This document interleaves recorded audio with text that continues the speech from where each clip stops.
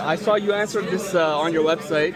Why does Mirza Ghulam Ahmad compare namaz to ejaculation? The full writing I read it, but what did you say? Yes, so Surah Rahman, if we open the Quran and we read those ayat, Allah Himself puts the verses regarding, the qualities of the believers, and He Himself connects it like that. So Hazrat Masih In Surah Rahman? Yeah. Ejaculation and namaz. Yeah.